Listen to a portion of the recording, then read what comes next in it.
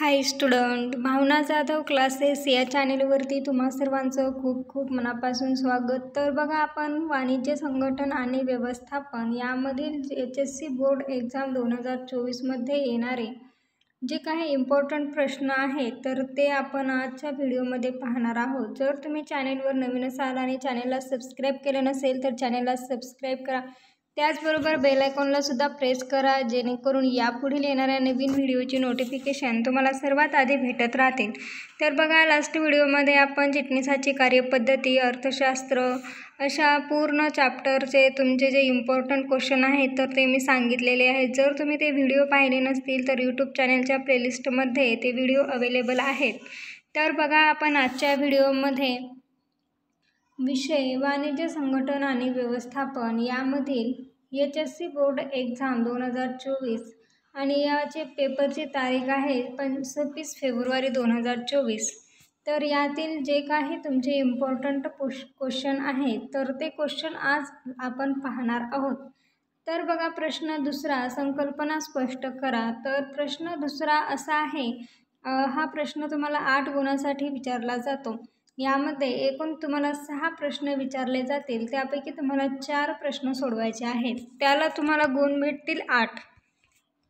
तर असे तुम्ही जर 4 क्वेश्चन सोडवलात तर प्रत्येकी संकल्पनेला तुम्हाला 2 गुण भेटून जातील। तर बघा विद्यार्थ्यांनो, आज तुमची बघा, तुम्हाला एक्झामसाठी खूप कमी दिवस राहिलेले आहेत अभ्यास करण्यासाठी। तर तुम्ही रिव्हिजन म्हणून जे काही मी पॉईंट्स काढून दिलेले आहेत, म्हणजेच इम्पॉर्टंट क्वेश्चन जे आहेत, तुम्ही रिव्हिजन म्हणून याचा सराव करू शकतात, जेणेकरून तुम्हाला एक्झाममध्ये अवघड जाणार नाही। चला तर मग पाहूया, वाणिज्य संघटन आणि व्यवस्थापन यामधील संकल्पना स्पष्ट करा यातील महत्त्वाचे प्रश्न। तर पहिला प्रश्न आहे संघटन। तर पहिला प्रश्न आहे संघटन, दुसरा आहे निर्देशन, तिसरा आहे कर्मचारी व्यवस्थापन, चौथा आहे ई बँकिंग।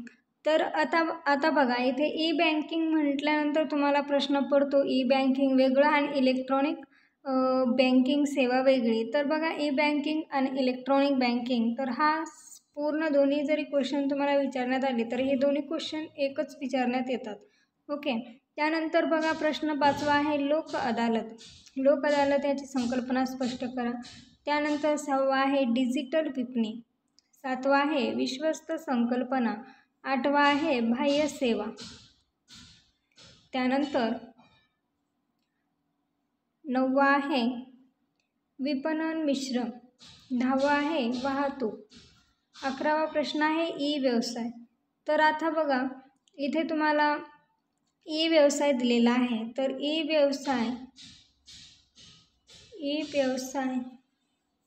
आणि इलेक्ट्रॉनिक व्यवसाय,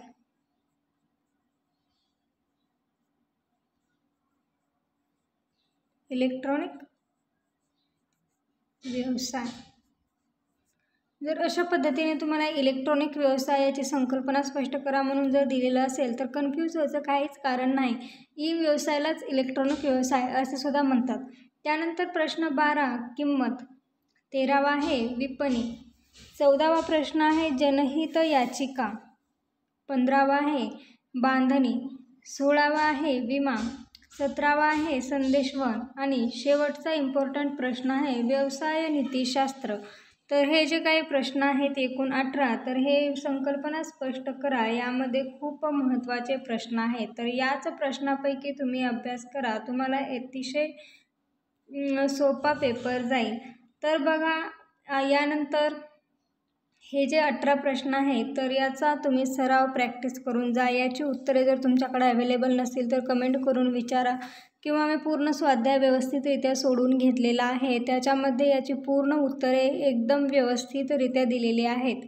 जर तुम्हाला स्क्रीनवर काही प्रॉब्लेम येत असेल तर कमेंट करून नक्की विचारा, आणि चॅनेलवर नवीन असाल तर चॅनेलला सबस्क्राईब करा। तर बघा, यानंतर मी तुम्हाला प्रश्न पडला असेल की संकल्पना स्पष्ट करा, हा क्वेश्चन आन्सर पेपरमध्ये कशा पद्धतीने लिहायचं, तर ते मी तुम्हाला आता सांगते। तर बघा, अशा पद्धतीने तुम्हाला एक पेज दिलेलं असतं आन्सर शीटचं, माहिती आहे। तर बघा, अशा पद्धतीनं आन्सर शीट असते तुमची। इथे वरच्या साईडला जे सर असतात त्यांना मार्क देण्यासाठी हा तक्ता सोडलेला असतो. त्याच्यानंतर इथून एक असतो, ही जी काय असते तर ती आपल्या वहीची म्हणजे त्या आन्सर शीटची जी काय असते ही मार्जिन. नंतर बघा इथे तुम्ही टाकायचा आहे प्रश्न क्रमांक. इथे क्वेश्चन तुमचा कितवा आहे ते तुम्हाला इथे टाकून घ्यायचं आहे. तर बघा अशा पद्धतीने तुम्ही टाकून घेतल्यानंतर इथे क्वेश्चन मार्क द्यायचा, त्याच्यानंतर आन्सरचा बाण द्यायचा, त्याच्यानंतर संघटन.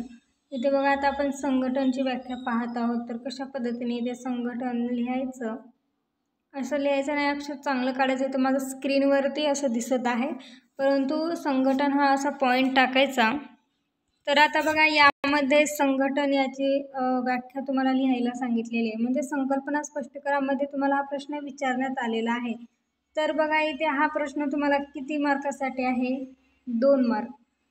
2 मार्कासाठी हा प्रश्न तुम्हाला विचारण्यात येतो. तर तुम्ही किती मुद्दे लिहिणं आवश्यक आहे? 2 कन्सेप्ट याचा लिहिणे आवश्यक आहे. पहिली त्याची व्याख्या, त्याच्यानंतर दुसरा पॅरेग्राफ पाडून तुम्ही याची माहिती लिहिणे आवश्यक आहे. 2 मुद्दे लिहायचे, परंतु त्या मुद्द्यामध्ये लिहित असताना काय लिहायचं? तर बघा तुम्हाला संघटन म्हणजे काय याची व्याख्या लिहायची आहे. आणि तुम्हाला जर आठवत नसेल तर बघा, तर बघा संघटनेचे प्रकार, व्याख्या भरपूर आपण पाहिलेला आहे. तुम्हाला संघटनेबद्दलची काय माहिती असेल तर ती पूर्ण माहिती तुम्ही इथे 1 नंबर टाकायचा आणि इथे माहिती लिहून काढायची. अशा पद्धतीने माहिती लिहून त्याच्यानंतर दुसरा पॉईंट टाकण्याच्या आधी इथे 2 पॅरेग्राफ करायचे. 2 पॅरेग्राफमध्ये याचा आन्सर लिहून झाल्यानंतर दुसरा नंबर टाकायचा आणि त्याची सुद्धा माहिती लिहायची.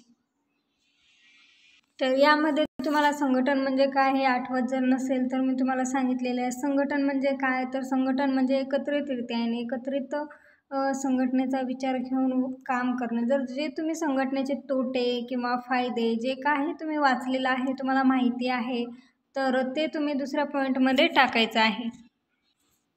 तशा पद्धतीने तुम्ही प्रत्येक पॉईंटचं उत्तर हे लिहू शकतात. खूप सोपा प्रश्न असतो, संकल्पना स्पष्ट करा, आणि 2 मार्कासाठी असतो. तर तुम्ही 2च मुद्दे लिहिणे आवश्यक आहे. त्यानंतर आपण नेक्स्ट व्हिडिओमध्ये फरक स्पष्ट करा यामधील कोणते प्रश्न इम्पॉर्टंट आहे तर ते आपण पाहणार आहोत. तर आजच्या व्हिडिओमध्ये आपण संकल्पना स्पष्ट करा हे पाहिलेलं आहे. हा प्रश्न तुम्हाला 8 गुणांसाठी विचारला जातो.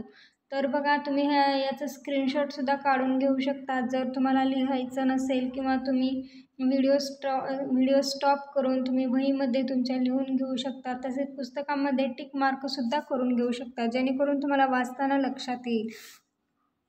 जर तुम्हाला असेच नवीन व्हिडिओ पाहायचे असतील तर चॅनलला सबस्क्राईब करा, बेल आयकॉनला प्रेस करा, त्याचबरोबर तुमच्या मित्रमैत्रिणींना व्हिडिओ शेअर करा. धन्यवाद.